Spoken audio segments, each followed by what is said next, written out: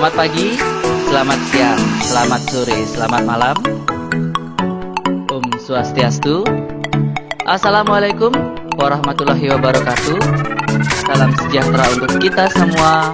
Salam, Om Nama Budaya, salam kebajikan. Hai anak-anak, kembali lagi bersama Pak Guru Dharma. Hari ini kita akan lanjut belajar lagi, namun seperti biasa.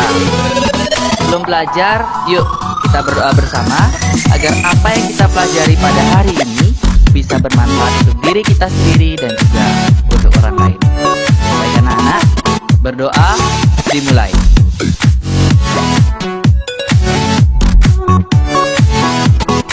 Berdoa selesai. Nah, tadi kita sudah berdoa. Sekarang ayo persiapkan dulu buku dan alat tulis kalian.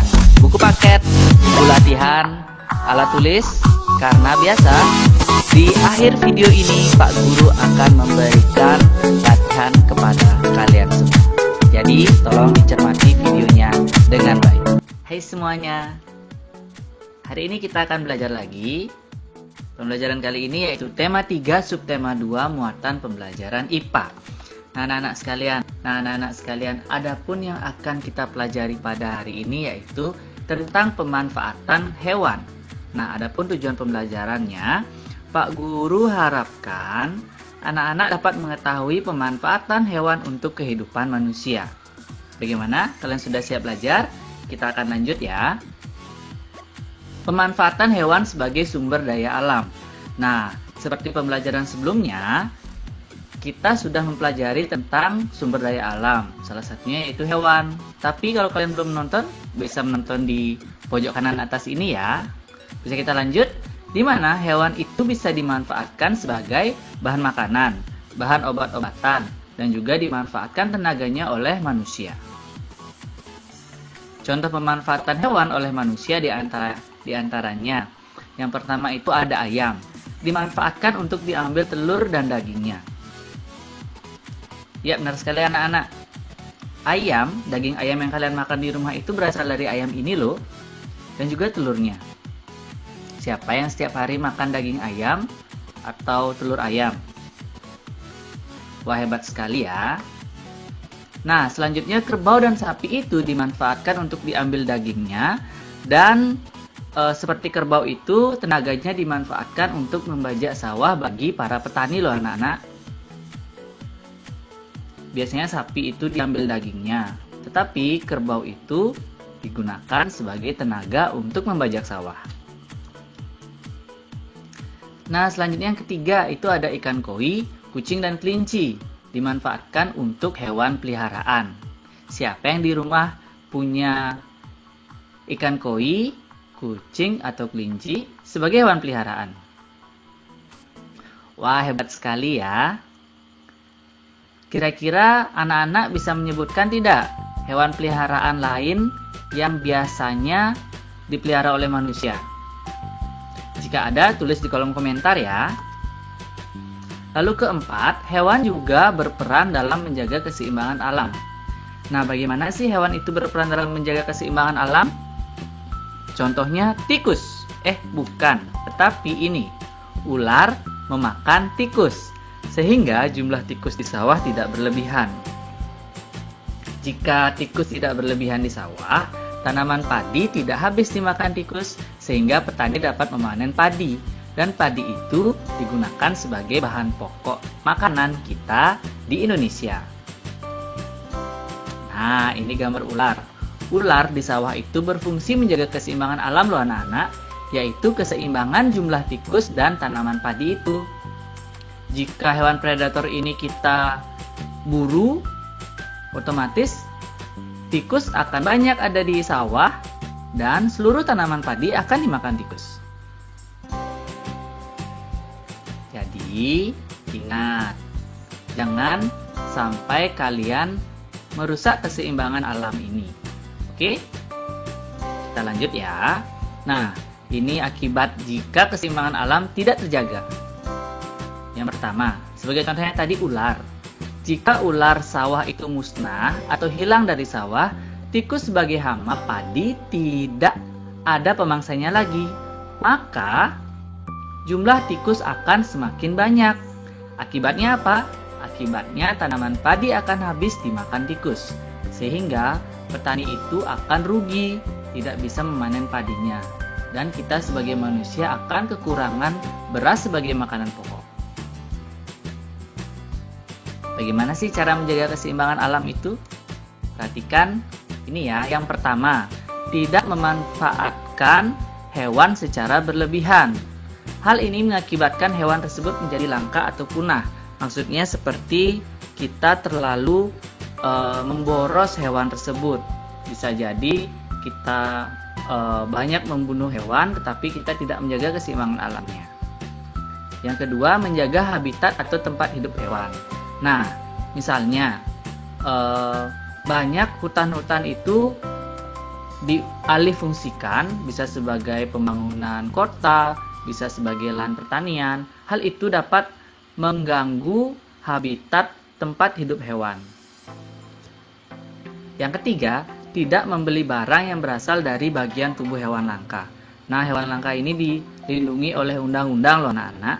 Misalnya, jika kalian membeli barang yang berasal dari bagian tubuh hewan langka itu, otomatis kalian juga akan dihukum loh sesuai dengan hukum yang berlaku. Biasanya hewan-hewan langka ini dimanfaatkan karena kelangkaannya dan bagian tubuhnya yang indah. Contohnya adalah gading gajah atau kulit harimau. Itu adalah barang-barang yang sangat mahal jika di pasaran, tetapi sangat mengganggu keseimbangan alam ini. Nah, bagian-bagian tubuh hewan dan fungsinya. Kita sekarang akan mempelajari tentang bagian tubuh hewan dan juga fungsinya. Yang pertama ini ada ikan. Kalian sudah tahu kan? Ikan. Nah, yang pertama itu ada sisik.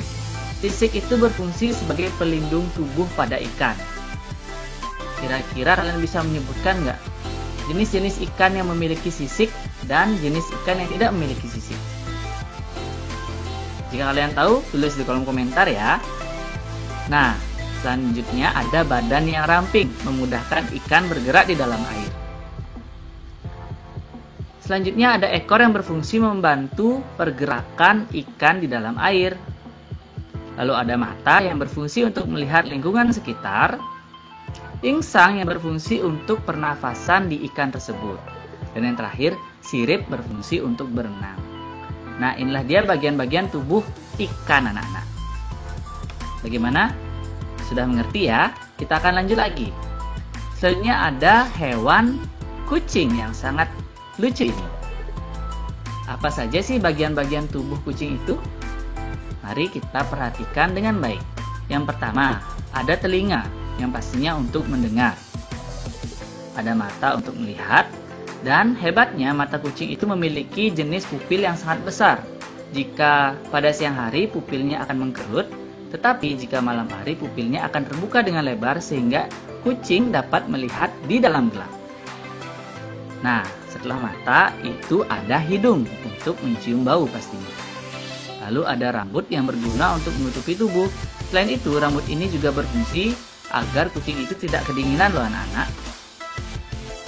Lalu ada misai untuk mengetahui keadaan sekitar. Misai itu kalau di bahasa biasa itu kumis kucing ya, kumisnya. Jadi nama ilmiahnya itu adalah misai anak-anak ya. Selanjutnya ada kaki sebagai alat penggerak. Karena kucing itu adalah hewan yang bisa berlari, bisa melompat, jadi membutuhkan kaki yang kuat pastinya. Lalu yang terakhir, ada ekor yang berguna untuk keseimbangan. Nah, inilah dia bagian-bagian tubuh pada kucing. Kita lanjut ya. Ya, seperti biasa di akhir video Pak Guru akan berikan kalian latihan. Jadi ayo kita berlatih. Dimana latihan kali ini yaitu tentang keterampilan portofolio. Yang pertama, silakan kerjakan bagian keterampilan portofolio di halaman 173 buku pena kalian. Lalu ikuti petunjuk pengerjaan dalam buku tersebut.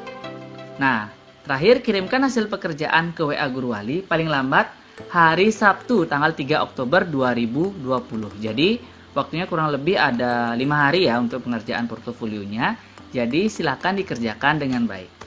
Nah, tidak henti-hentinya Pak Guru memberikan nasihat kepada kalian.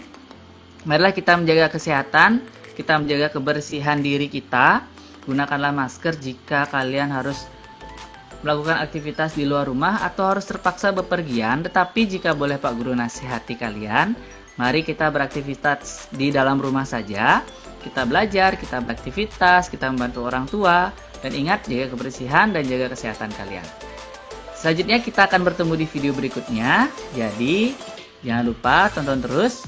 Kalau kalian belum subscribe, langsung subscribe video dan channel Pak Guru ini. Jangan lupa like, komen, dan share jika memang menurut kalian video ini sangat bermanfaat. Oke, kita akan bertemu di video berikutnya.